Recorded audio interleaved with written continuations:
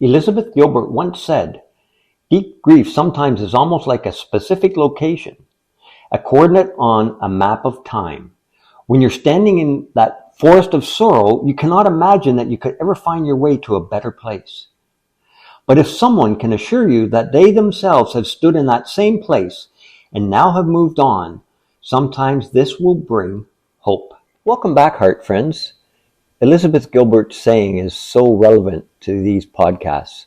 It's actually the reason I'm doing them, because if I can help one person find the hope because they know that I've been where they've been and I've healed from it, then this is all worth it.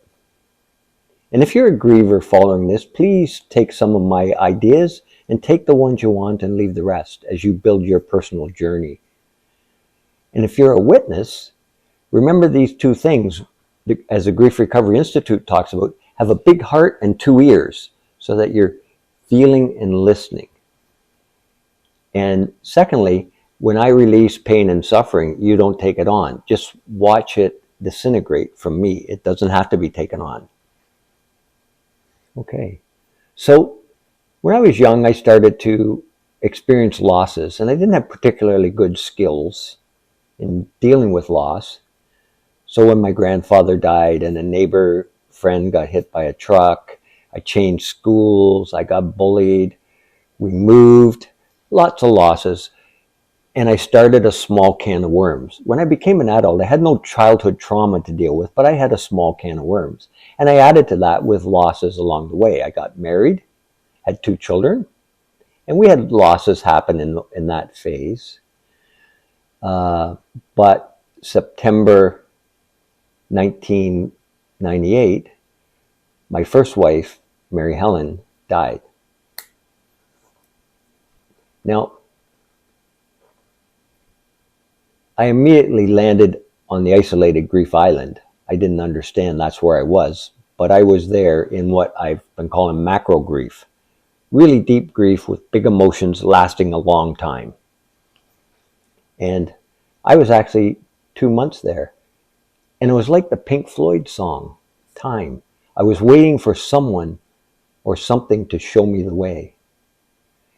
And the someone was Hospice Peterborough. And the something was, in this case, their grief recovery workshops, where I shared my story and my grief with other people. And in that collective, I learned how to release the pain and suffering while remembering the loved one. And it started me down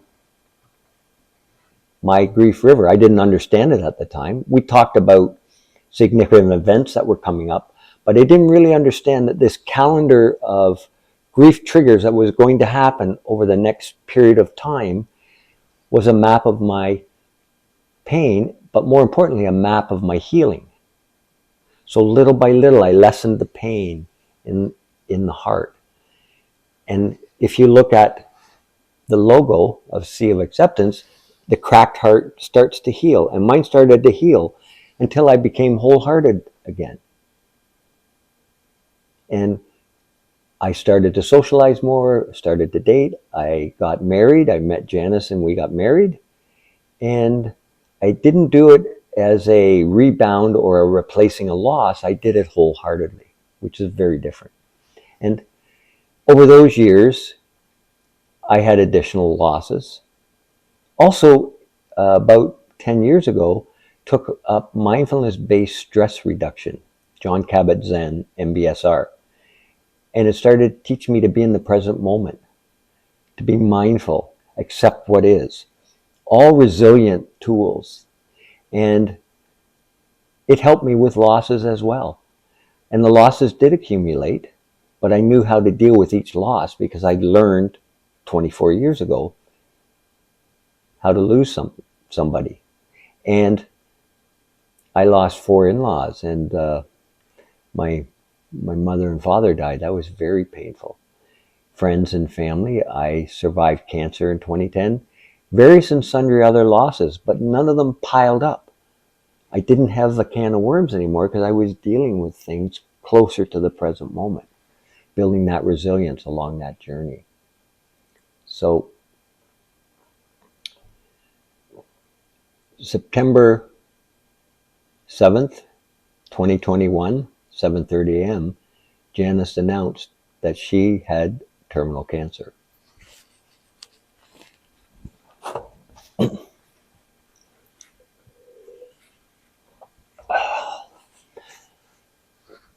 What a tough thing.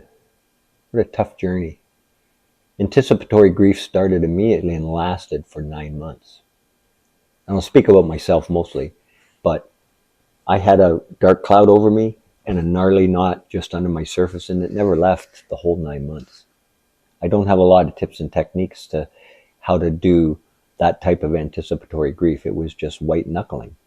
The only relief that Janice and I had was the mindfulness and accepting what is. And I witnessed early on that she accepted her diagnosis. That's huge. She was so brave, and it inspired me. It took a couple of weeks and I got to the same place. And by accepting that, allowed us to have pockets, not days or weeks, but pockets of joy. So we lived in a duality of anticipatory grief and still finding moments of joy, whether it was family or friends or dinners or going for walks or even cross-country skiing with the chemo bag still delivering the medication, and finding joy in listening to the sound of the skis on the crisp, cold snow, or watching the snow fall through the evergreen trees, or listen to the wind howling through the trees. Very joyous. Or riding an e-bike when your legs don't have enough energy to pedal like you normally do. All pockets of joy brought to us by mindfulness in the present moment and accepting what is. But when I prepared this presentation, I realized that I still need to do some work around those 9 months. It's still raw, still very painful, and I still have to do some work there. Fast forward to June 6, 2022, at 9:06 a.m., Janice was surrounded by family and friends and peacefully died.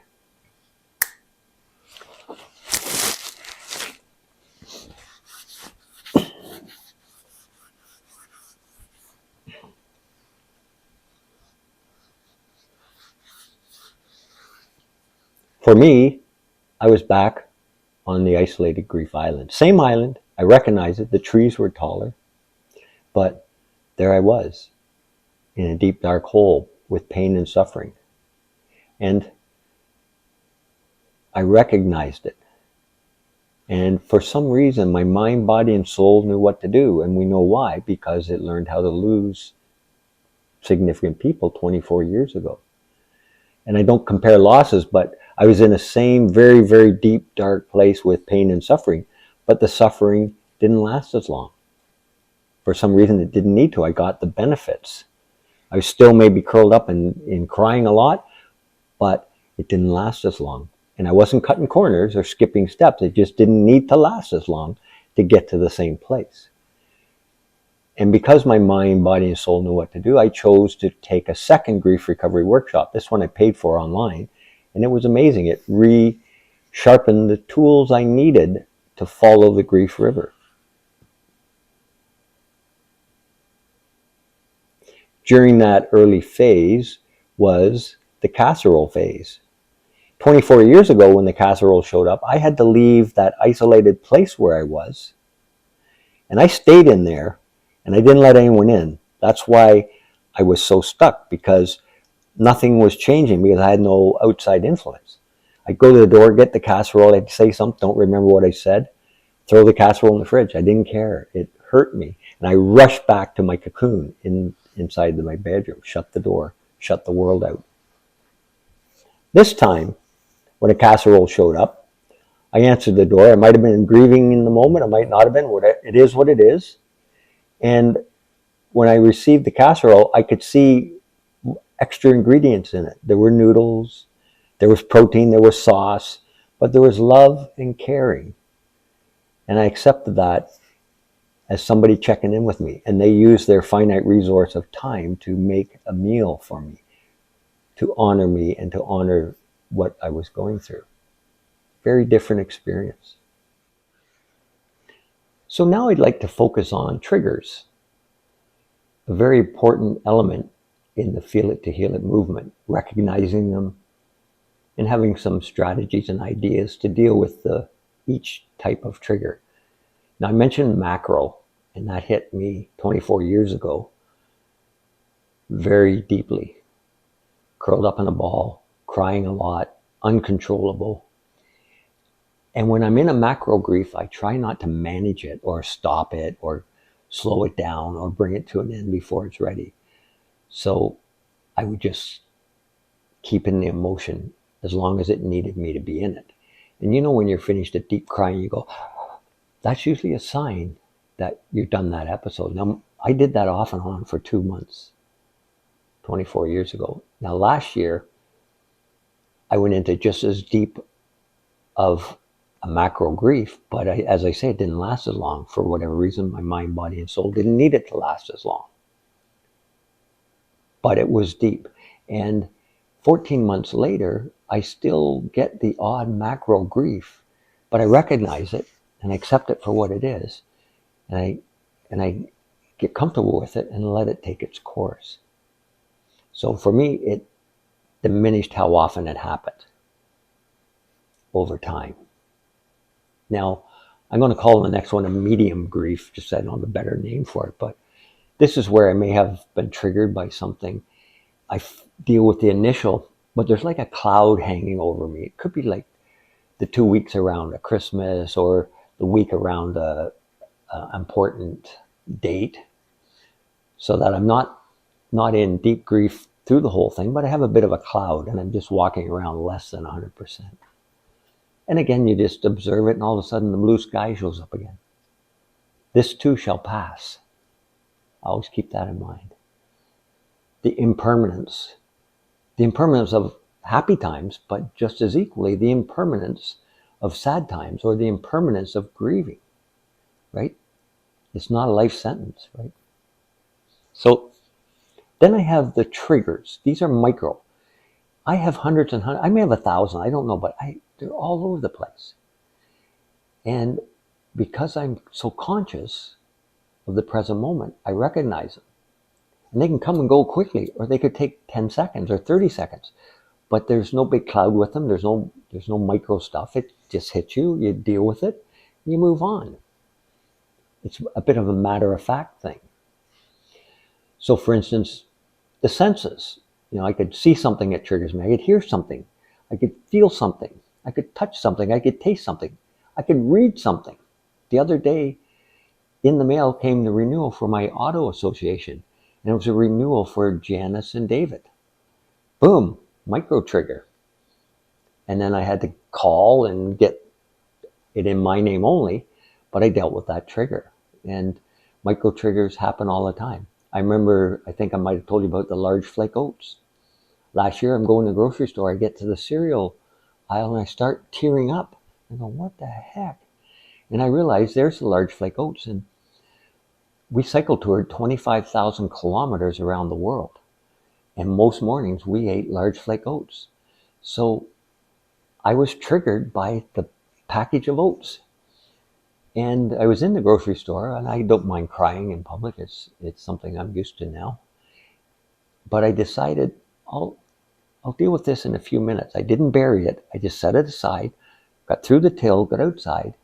And then here's how I would do a typical trigger. It's a reverse body scan from head to toe. And for me, I follow the 7 chakras.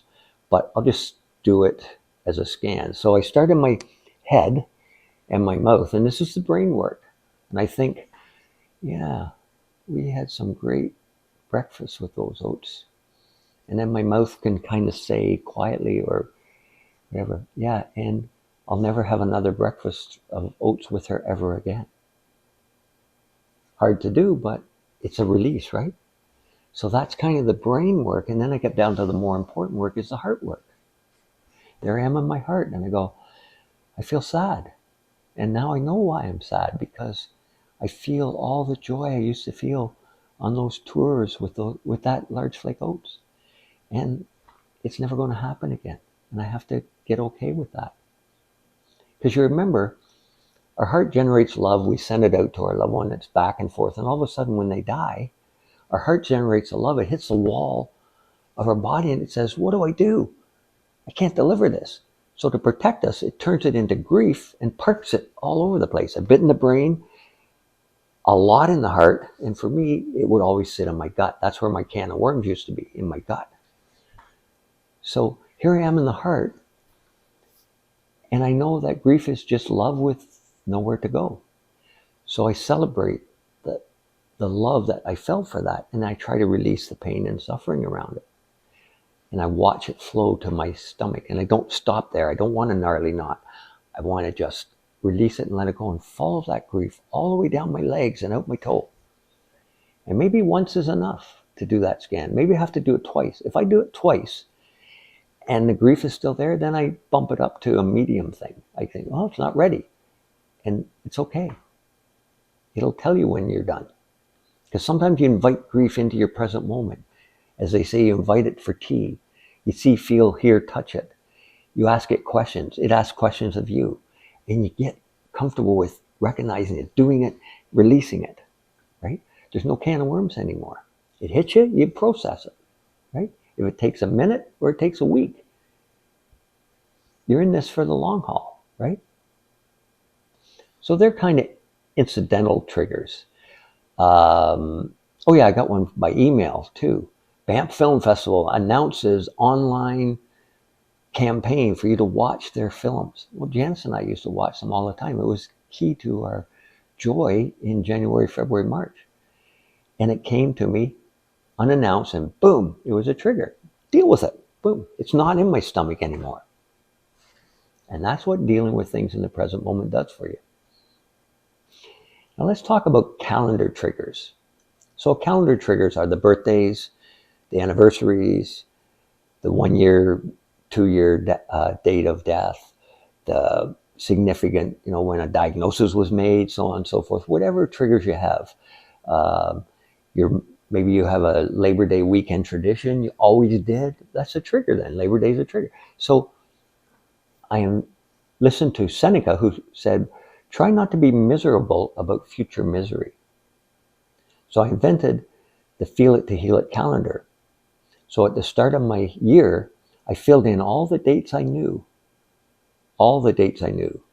where I could have grief triggers based on the date. And I didn't hang it on the wall. I put the calendar in a drawer. And the first of every month, I pull it out and I see what grief triggers I need to be aware of that month. So I didn't have to, like I did 24 years ago, fear Christmas every day from September to December 25th. And I burnt energy I didn't have. And the staring into the abyss of the unknown future was shutting me down.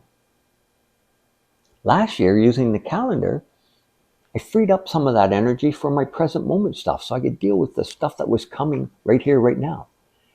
It didn't mean I didn't think about Christmas in October, but I thought of it less often. And when I did, I would flush it through my body scan. And it can only take 10 seconds to do that body scan. And then I moved on. So you can see nothing gets stuck in this process. This is a way of dealing with that. Now, last Christmas, I also did something. I looked at my calendar in October and I moved a couple of things that weren't pertinent to that 2-week window of the celebration. And it allowed me to have room for the doing things, but more importantly, there were gaps in there to allow me time for being. Because I knew Christmas would be sweet and it would be sour. It was actually more sour than I thought it would be. But it didn't matter because I had room in there, right, to feel it, to heal it. I had room in there to not bury away things that hit. Now maybe I had to move it a half hour or a half day till I got through a celebration or something. But I didn't do the sixth myth. I didn't just stay busy. I had space in there and it was vital, right? It was vital. So the other thing I did last year is I amped up my daily affirmations and I created the Feel It to Heal It affirmation list. And a lot of things on that list I've been doing for many years, but I added into it some grief recovery affirmations. And it is in episode 7 in great detail. But every day in the beginning, I would do that to help my brain work. It was more for the brain than the heart, a bit of heart work in it, but mostly it was helping my brain reprogram things, which is an important thing to have to do. Now, this past weekend was the 2-year anniversary of my loved one finding out she had terminal cancer. And it was, I didn't have it in my calendar because I don't do the calendar year 2. If I had, I would have been more prepared for it because it hit me harder than I thought. Now that's okay, I dealt with it. It was very strong emotions for the 2nd year. So there's a lesson here that don't let your guard down in year 2. Some things in year 2 could be harder than year 1. Now this wasn't harder than year 1, it just was harder than I thought it would be. So remember, everyone thinks, there's a lot of people out in that world. When I look out that window, there's people out there that think 3 months after the death, I should be well over it. Like, get on with life, right? No, year 2, I still have stuff happening. And that's normal, right? It's natural and normal. And don't fight it. It is what it is. So don't lessen your thoughts about year 2. It may not be disastrous, but there'll be pockets of it that might be worse than year 1. It is what it is. And remember that I view myself as stuck, not broken. I don't need to be fixed, but merely need to be witnessed. So early on last year, I started to build a witness team. These were people who I shared information with, and if they were able to accept it and be comfortable with it, without trying to fix me, I would share more with them. And they became my witness team. And it really made sure I never grieved alone. So even if I was in a deep, dark macro in my bedroom for an hour, I would come out and I'd talk to someone and just say what happened, so that I didn't run to somebody and cry in front of them just so I didn't grieve alone. But I didn't grieve alone in theory, because people always had a thought where I was. And I didn't have to share with the same person all the time. I didn't overburden any one person. And one of my friends, John, actually was keeping track of my triggers that he witnessed. And he triggered me once with a saying, and he apologized. And I said, no, I thank you, because you found something that was hiding deep down in the corner of my heart. And it was trying to stay there and not be healthy. And you helped me find it and release it.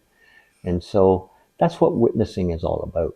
And to me, it's vital to not grieve alone. And when you're not alone, you're not alone. It's not as lonely. And the last thing, and I covered this in episode 9, and that is I built and followed a Feel It to Heal It steering wheel. Now this is an actionable vision, and I'll break it down paragraph by paragraph in episode 9. But it basically was like a piece of paper that I printed and I could go to when I was struggling. Maybe I was meandering off the course I wanted to go. Maybe I was avoiding things. I got into a pity party or something and I wouldn't deal with things, or whatever was happening. I could always go back to that steering wheel and it would steer me in the direction that I had set for myself.